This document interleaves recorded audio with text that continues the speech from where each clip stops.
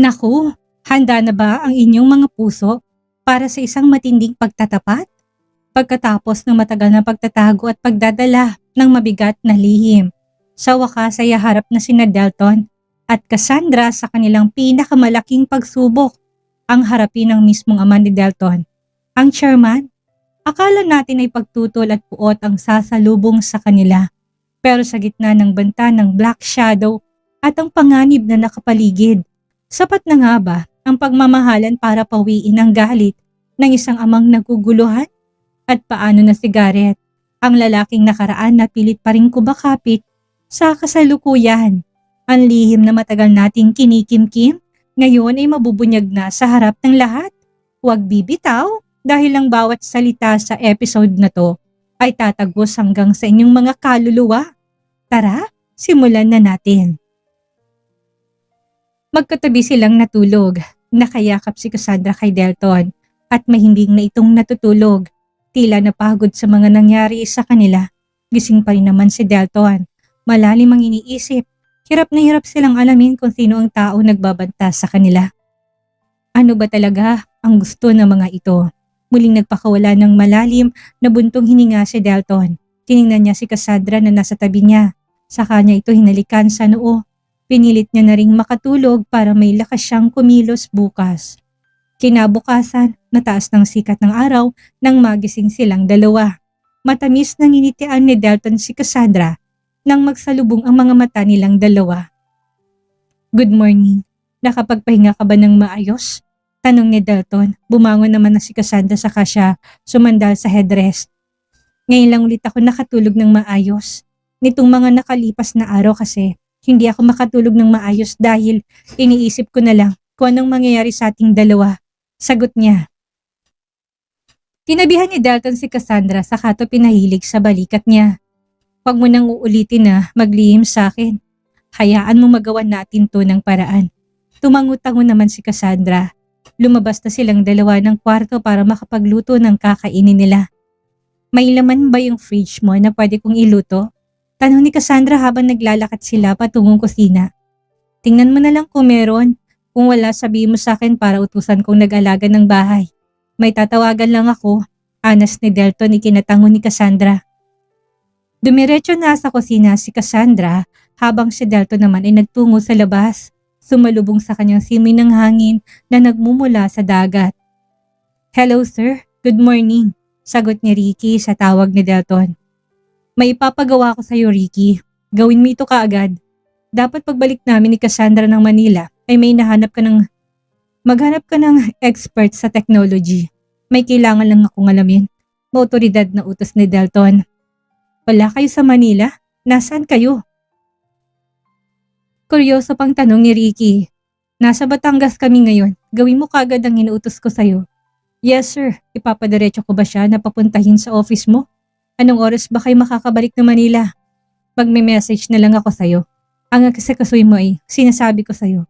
Dapat may mahanap ka kaagad. Yes sir, I will.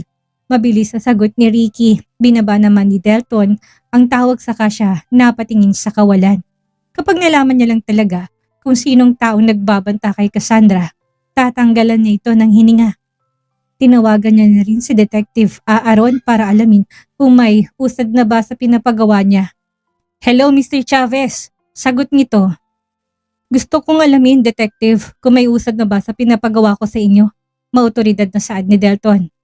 Wala pa, pero ginagawa namin ang makakaya namin para hanapin ang taong gustong patayin si Miss Cassandra.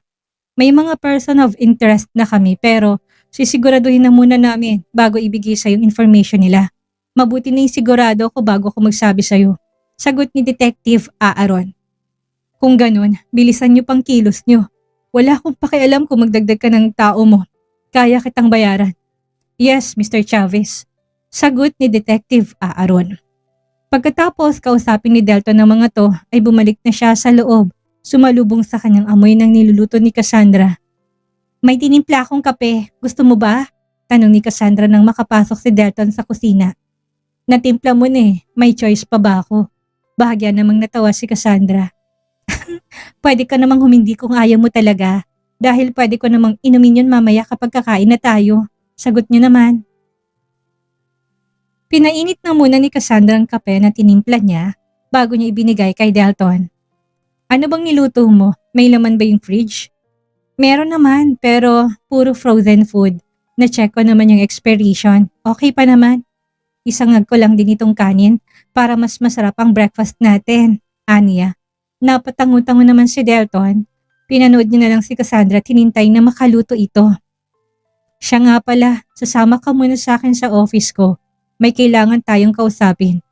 Sino? Tanong ni Cassandra. May kailangan tayong malaman kung paano tayo nasusundan. Nagpahanap ako kay Ricky ng expert pagdating sa technology. Kailangan nating kumilos dahil wala akong gagawin na baka mas lalo maging agresibo ang tao nagbabanta sa'yo. We need to know her or him as soon as possible. Napatango naman si Cassandra. Naisip na ito ni Cassandra na gawin dati pero natatakot siya dahil pakiramdam niya ay alam ng kalaban nilang bawat kilos niya. Natatakot siyang baka may gawin ng mga to kay Delton. Oras na kumilos siya para hanapin sila. Nang makapagluto si Cassandra ay kumain na silang dalawa. Nasaan nga pala tayo? Nasa tabi ba tayo ng dagat? Para kasing may naririnig akong alon. Tanong ni Cassandra. May private resort ako dito sa Batangas at hindi ilang kalayo ng dagat sa atin. Sagot ni Delton. Hindi akalain ni Cassandra na napakaraming properties ni Delton. Kung sa bagay, bakit pa nga ba siya magugulat? Sobrang independent ni Delton at napakarami nitong business. Maligo ka na pagkatapos nating kumain. Magpapabili na lang ako sa caretaker ng may susuot mo para diretso na tayo sa kumpanya ko. Tanging tango lang ang sagot ni Cassandra. Iniwan na lang nila sa sink ang mga pinagkainan nila. Naligo naman na si Cassandra habang si Delton ay nakamasid lang sa paligid nila. Hindi niya alam kung ano bang naghihintay sa kanila na panganib. Makalipas ang halos 2 oras na paggayak nilang dalawa, ay umalis na rin sila ng Batangas. Tahimik lang silang dalawa sa biyahe at parehong malalim ang iniisip. Nang makarating sila sa kumpanya ni Delton ay sumalubong sa kanila si Yasmin. Tahimik na lang si Cassandra habang si Delton ay salubong na naman ang mga kilay niya. What are you doing here? Malamig na tanong ni Delton. Matamis naman nakangiti sa kanya si Yasmin. Hindi ko ba pwedeng bisitahin ng fiancé ko sa kumpanya niya? May dala akong mga pagkain. Ako nagluto noon. Sabay na tayo mag-lunch? Marami akong ginagawa. Huwag mo kong abalahin at para sa kaalaman mo, hindi ako pumayag sa engagement na si daddy lang naman ang nagdesisyon. Napapanguso si Yasmin na tila ba isang bata. Na-announce na kagabi ang tungkol sa engagement nating dalawa. Hindi ka ba nag-check ng cellphone mo? Kalat na kalat din sa social media tungkol sa ating dalawa. Delton Chavez are now engaged to Yasmin Vergilya. Sa business, sa tingin mo ba kailangan pa ng approval mo kung pumayag ng mga magulang natin? Nilapitan ni Delton si Yasmin. Napapatras naman si Yasmin pero hinawakan siya ni Delton sa braso para pigilan to sa pag-atras. Hindi ako kayang kontrolin ng ama ko, Miss Yasmin. Ako ang pipili ng babaeng mapapangasawa ko. Gaya ng sinabi ko sa iyo kagabi, may ibang babae na nagmamay-ari ng puso ko. I'm sorry, but I'm not interested in you. Aniya saka siyang umitit lumayo na kay Yasmin. Akma na sana nga alis si Delton at Cassandra nang muling magsalita si Yasmin. Ang babae bang sinasabi mo ay ang kasama mo ngayon? Seryosong wika ni Yasmin ay kinatigil ni Delton. Muli niyang hinarap si Yasmin na seryoso na rin ngayon. Wala ka nang pakialam doon. Sagot ni Delton ay kinalingon ni Cassandra sa kanya. Hinima lang itinanggi ni Delton ang tungkol sa kanilang dalawa. Napatingin si Yasmin kay Cassandra pero hinila na ni Delton si Cassandra paalis. Pagdating nila sa office ay nandun na si Ricky at ang 2 lalaki. Sabay pang tumayo ang mga ito. Maupo lang kayo. Ani naman ni Delton kaya muling naupo ang dalawa. Nagtsatsaa pa ang mga ito pagdating nila. Naupo si Delton sa pang-isang sofa habang si Cassandra si Ricky ang katabi sa mahabang sofa. Pinatawag ko kayo dahil may gusto akong malaman. Nakaka-receive ng email si Cassandra pero pagkatapos niyang mabasa ang mga email, kusang nadidelete ang mga yon. Is that even possible? Walang paligoy-ligoy na saad ni Delton. Yes, Mr. Chavez, that is possible. Lalo na sa technology na meron tayo ngayon. Masyado nang advance ang technology natin. Anyway, I'm Jude, and this is Aaron. Wika ng isang lalaki. Kung ganun, paano nila kami natitrace? Alam nilang bawat kilos namin. Alam nila kung nasan kami. Pagpapatuloy ni Delton. Pwede ko bang hiramin ang mga personal phone niyo? Mabilis namang kinuha ni Cassandra ang cellphone niya sa bag at pinigay ito kay Jude. Masyado mang personal ang cellphone nila pero wala ring nagawa si Delton kung hindi ang ibigay ito sa dalawang lalaki. Inexamine ng dalawang lalaki ang cellphone nilang dalawa. Tahimik lang sila habang tinitingnan ang mga yon. It's a Wi-Fi trap. Na-connect yung mga cellphone nyo sa mga public Wi-Fi. Wika ni Aaron, napakunot naman ng noo si Delton. How is that even possible? Hindi ako basta-bastang gumagamit ng Wi-Fi, lalo na sa mga public place. Honest ni Delton. Napatingin si Delton kay Cassandra dahil baka si Cassandra ang nakagawa nun. Hindi ko rin ginagawa yon. Kapag umaalis ako, may dala akong pocket Wi-Fi ko. Wika rin ni Cassandra. Kung ganon, compromise ang phone nyo. Posibleng hindi nyo nakita na may gumamit ng cellphone nyo.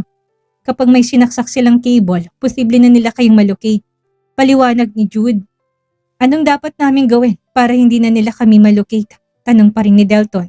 Gusto niyang makasiguro na ligtas si Cassandra.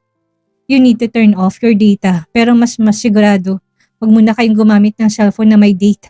Kung may communication, pwede namang keypad na munang gamitin for your safety. Sagot ni Jude. Hindi ba mas mabuting wasakin na lang yung mga cellphone namin para masigurado? Ani naman ni Cassandra, umiling si Aaron. No, kailangan natin yung mga cellphone nyo para ma-track natin sila.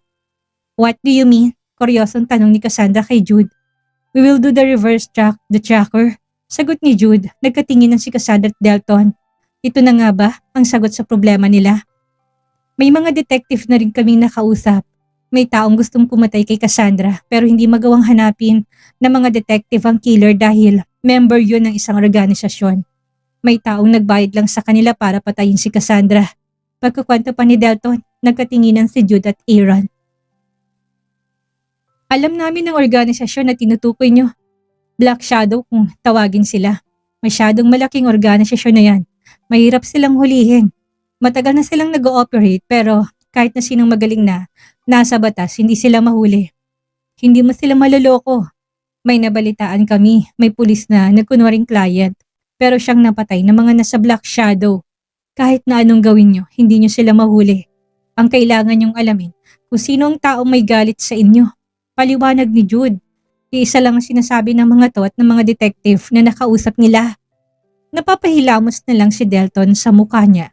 Kung ganon, wala silang choice kundi ang hulihin ang tao na may galit sa kanila. Gaano ba kalaki ang tinatanggap nilang pera? Tanong ni Delton. Desidido na siyang mahuli ang taong yon para magkaroon na sila ng katahimikan. Hindi ako sigurado kung magkano pero naririnig ko masyadong mahal. Tangi may kaya lang ang kayang magbayad sa kanila. Dagdag pa ni Jude. Ibig sabihin, hindi basta-bastang tao ang may galit kay Cassandra. Kung ang Black Shadow din ang may gawa ng mga emails sa inyo, imposibleng maisahan natin sila. Expert na kami sa technology, pero mas advanced ang kaya nilang gawin kumpara sa amin. Pag-aamin ni Aaron, napatango-tango si Delton. Naiintindihan ko, yun na lang ang nasabi niya. Nang matapos nilang mag-usap-usap, ay umalis na rin ang mga to. Lumabas na rin si Ricky, kaya si Cassandra at Delton na lang ang natitira sa loob ng office. Sa ngayon, kailangan nating magtiis. Magpapabili ako ng keypad na cellphone para yun na munang magamit natin. Ipapareset ko na rin ang computer sa office mo para hindi ka na makareceive ng mga email. Malumanay na saad ni Delton. Kanina pa naman malalim ang iniisip ni Cassandra. Napapaisip siya kung kaya pa ba nilang hanapin ang tao na may galit sa kanya. Are you okay? Tanong ni Delton dahil nakatulala na si Cassandra. Kinurap-kurap ni Cassandra ang mga mata niya saka siya napabuntong hininga. Nag-aalala lang ako. Paano kung bigla na lang may humarang sa atin at tapusin tayong dalawa? Natatakot lang ako, sagot ni Cassandra. Nilapitan ni Delton si Cassandra sa kato ni Yakap. Nang bumukas ang pintuan ay mabilis silang naghiwalay na dalawa. Nalaki ang mga mata ni Cassandra nang makita nila si Chairman. Seryosong nakatingin sa kanilang matanda. Tumayo si Cassandra at yumuko. Chairman, I'm sorry po. Hayaan niyo po sana na magpaliwanag kami, ani ni Cassandra. Blanco't malamig namang nakatingin sa kanya si Chairman. Umarang si Delton sa harap ni Cassandra. Hinarap niya ang kanyang ama. Ano bang kailangan niyo? Matapang na tanong ni Delton.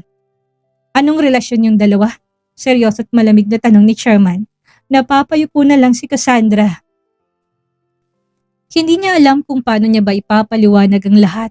Sinubukang salubungin ni Cassandra ang mga mata ni Chairman pero hindi niya magawa. Hindi niya alam kung galit ba sa kanilang matanda. Sabihin mo sa akin, Delton, siya bang babaeng sinasabi mo? Siya ba ang babaeng pilit mo itinatago sa akin? Sagutin mo ko. Nagugulat na lang si Cassandra dahil sa lakas ng boses ni Chairman. Oo, Dad. Wala naman ang dahilan para itago ko pa. Huwag mong sisihin si Cassandra dahil akong nagpumilit na sumiksik sa buhay niya. Dad, huwag ka na sanang dumagdag pa sa isipin namin ni Cassandra. Marami na kaming iniisip. Wala kaming panahon para isipin pang galit mo. Sagot ni Delton. Napapakurot na lang si Cassandra sa mga daliri niya. Naghihintay sa sasabihin sa kanila ni Chairman.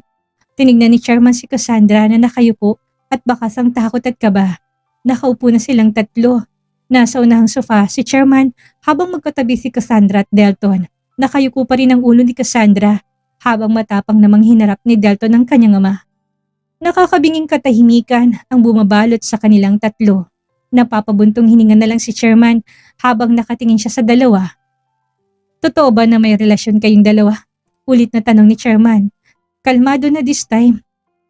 Gaya ng sinabi ko, wala nang dahilan para ilihim ko pa, Dad. Si Cassandra ang babaeng gusto kong pakasalan. Siya ang babaeng gusto kong makasama, hindi kung sinong babaeng pinili niyo lang. Sagot ni Delton. Hindi alam ni Chairman ang sasabihin niya sa kanilang dalawa. Mahalaga sa kanya si Cassandra at hindi niya ito magawang pagalitan. Cassandra, iha, tumingin ka sa akin. Utos ni Chairman. Nahiya namang inangat ni Cassandra ang ulo niya tinignan si Chairman. Pasensya na po, Chairman, kung nilihim kong tungkol dito. I'm really sorry po. Nahihiya niyang sambit saka siya muling yumuko. Napapahilot na lang si Chairman sa sentido niya. Hindi ko tututulan. Hindi kita tututulan kapag nagmahal ka ulit, iha. Pero bakit? Dad, usal ni Delton na tila pinipigilan ng kanyang ama sa sasabihin nito na maaari ikasakit ng loob ni Cassandra. Alam niyo kung anong mangyayari kapag nalaman ng media ang tungkol sa inyong dalawa. Wala naman akong pakialam kung sinong mahalin at pakasalan ninyo. Pero bakit kayo pa? Bakit sa dami ng mga nakapaligid sa inyo, ang isa't isa pang pinili niyo? Cassandra, iha, dating asawa ka ni Garrett na apo ko. Ang iniisip ko lang ay yung sasabihin ng ibang tao sa'yo, iha. Dati kang Chavez tapos magiging Chavez ka ulit. Pinakasalan mo noon si Garrett tapos ngayon si Delton na bunso kong anak naman ang pakakasalan mo. Dad, wala akong pakialam sa sasabihin ng iba.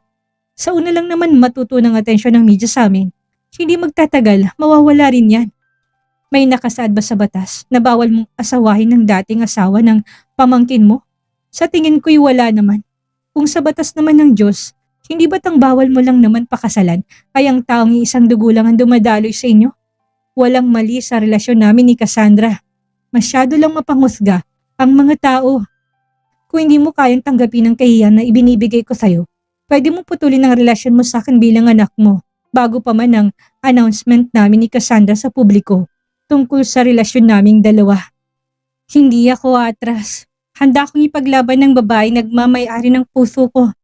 Ayaw ko na sanang sayangin pang pagkakataon ibinigay sa akin ng tadhana. Hindi ko nabibitawan ng mga kamay ni Cassandra. Mahabang litanya ni Delton. Desidido na siya sa desisyon niya. Wala na silang dapat itago pa dahil nalaman naman na ng kanyang ama. Marami na silang iniisip at ayaw na nilang dagdagan pa yon. Napapapikit na lang si Chairman, pilit na kinakalmang sarili niya at iniintindi ang sitwasyon ng bunso niyang anak. Paanong pamangkin mo? Nagsalubong ang mga kilay ni Delton sa sinabi ng kanyang ama. Hiwalay na sila. Ano pa bang pakialam niya doon? Kasalanan niya kung bakit nawala sa kanya si Cassandra. Ako pa bang dapat na mag-adjust sa kanya? Inis na sagot ni Delton. Ang alam ko ay gustong balikan ni Garrett si Cassandra. Gusto niyang ayusin ang relasyon nilang dalawa. Kung mahal mo rin si Cassandra, siguradong magkakaroon ng lamat ang relasyon yung dalawa ni Garrett. Wala akong pakialam sa kanya. Magalit siya sa akin kung gusto niya. Pero hindi ko ibibigay sa kanya si Cassandra. Hindi ako magpapaubaya. May diing sambit ni Delton. Tiningnan ni Chairman si Cassandra na nanatiling tahimik lang. Napapatango na lang si Chairman dahil may punto naman si Delton. Si Garrett ang sumira ng pagsasama nila ni Cassandra. Matanda na si Delton at wala pa rin itong anak hanggang ngayon. Pipigilan pa ba niya to? Kung paglalayuin niyang dalawa, malaki rin ang mawawala sa kanya. Magtatanim ng galit sa kanyang bunso niyang anak at masisira rin ang maganda nilang relasyon ni Cassandra. Muling napabuntong hininga si Chairman. Cassandra. Tawag ito kay Cassandra. Po, magalang na sagot ni Cassandra. Buong tapang niyang sinalubong ang mga mata ni Chairman. Mahal mo ba talaga ang anak ko? Malumani na tanong ni Chairman, napatingin si Cassandra kay Delton. Ninitian naman siya ni Delton. Mahal ko po si Delton, Chairman. Alam ko pong hindi tama lalo na't ikinasal na rin ako kay Garrett pero maniwala po kayo. Sinubukan ko naman pong pigilan. Sinubukan kong lumayo pero pilit po kami pinaglalapit ng tadhana. Hindi ko na rin po napigilan ang nararamdaman ko para sa kanya. Tama naman po kayo dahil pagkakaguluhan kami ng media, lalo na't kilalang pangalan niyo sa industriya. Pero handa po ko na ipaglaban si Delton. Ipinadama niya po sa akin na worth akong ipaglaban at mahalin. Ipinadama niya po sa akin ang totoong pagmamahal at pag-aalaga na hindi ko naranasan kay Garrett. Handa po siyang isikarapisyong lahat para sa akin kaya sino po ba ako para hindi gawin yon para sa kanya? Sagot ni Cassandra. Wala nang magawa si Chairman dahil mukhang handa silang dalawa na ipaglaban ng relasyon nila. Muling bumuga ng malalim na buntong hininga si Chairman. May choice pa ba siya? Mapipigilan pa ba niyang dalawang pusong nagmamahalan? Gusto ko magalit sa ginawa niyong dalawa. Gusto ko kayong paghiwalayin. Pero ano bang magagawa ko kung nakapagdesisyon na kayong dalawa? Gusto ko kayong tutulan dahil masyadong magulong pinasok niyo. Pero ayaw ko nang umalis kayo at magtago sa akin. Ang iniisip ko lang ay si Garrett. Siguradong hindi yun papayag at baka magkagulo pa kayong dalawa. Bali ni Chairman kay Delton. Wala siyang dapat sisihin kundi ang sarili niya. Hawak niya na si Cassandra noon pero pinili niyang bitawan. At pinili ang kapatid ni Cassandra. Anong karapatan niyang magalit sa akin? Wala akong pakialam sa kanya. Hindi siya importanteng tao para paglaanan ko pa ng oras at panahon. Walang pakialam na sagot ni Delton. Napapatango na lang si Chairman. Panandalian silang natahimik na tila pare-parehong nag-iisip. Siya nga pala, anong balita sa pag-iimbestiga sa taong gustong patayin si Cassandra? Pag-iiba ni Chairman ang usapan. Wala pa sa ngayon. Hindi na muna kami magfo-focus ni Cassandra sa relasyon namin. Mabuti sigurong tayo na munang nakakaalam. May taong nakamasid sa amin ni Cassandra at puro sila pagbabanta. Ang bilin sa amin, hindi na muna kami gagamit ng cellphone na may internet. Mahirap ipaliwanag, Dad. Pero may natatanggap ng mga email si Cassandra at puro pagbabanta ang mga yun. Ano? Hindi makapaniwalang usal ni Chairman. Ayos ka lang ba, Iha? Nag-aalala nitong tanong kay Cassandra. Okay lang po ako, Chairman. Sa ngayon, hindi pa naman ulit sila kumikilos, sagot ni Cassandra. Kung ganon, dagdagan mo mga tao na mag-imbestiga ng tungkol sa kaso na yan. Ako nang bahala sa pera na pambayad sa kanilang lahat. Napangiti naman si Delton. Akala nila'y matinding galit ang sasalubong sa kanila kapag nalaman na nitong tungkol sa relasyon nila. I will, Dad. Sambit ni Delton. Thank you. Dagdag pa niya. Bahagya na lang nang umiti si Chairman. Nangyari na. Hindi ko na mapipigilan ang mga puso niyo. Kapag may kailangan kayo, sabihin niyo lang sa akin. Tumango naman si Delton. Cassandra, Iha. Baling ni Chairman kay Cassandra. Tumingin lang naman si Cassandra kay Chairman. Alam kong nasaktan kita sa ginawa ko kagabi. Hindi ko naman alam na ikaw pala ang babaeng tinutukoy ni Delton. Hindi ko kasi inisip na mamahalin yung isa't isa. Akala ko'y sadyang close lang kayong dalawa dahil isang kinahiligan nyo. Kakausapin ko na lang si Yasmin. Hindi ko sinasadyang saktan ka, Iha. You deserve to be happy too.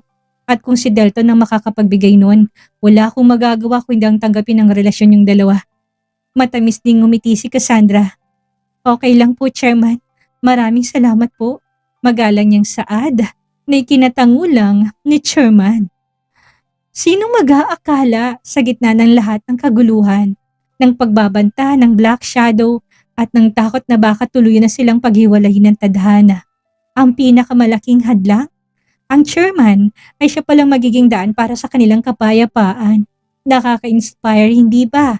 Nasa kabila ng lahat ng mali sa paningin ng ibang tao, pinili pa rin nilang tumayo para sa katotohanan. Ang aral na may iwan natin sa episode na to ay simple lang. The truth may be scary, But keeping secrets is a much heavier burden to carry. Nang magpakatotoo, sina Delton at Cassandra nabawasan ng bigat ng kanilang mundo. Pero wag tayong pakakasiguro dahil habang natapos ang gulo sa loob ng pamilya, nanatili pa ring nakasilip ang panganib sa labas. Ang Black Shadow ay hindi titigil. Ang banta sa kanilang buhay ay hindi mawawala sa isang pag-uusap lang. Kaya naman mga ka-love stories, manatiling nakatutok dahil ngayon na alam na ni Chairman ang lahat, paano na kaya ang susunod na hakbang ni Delton para protektahan ang babaeng mahal niya? Muli akong inyong tagapaghatid ng kwento, si Miss Maria. Hanggang sa susunod na tagpo, paalam!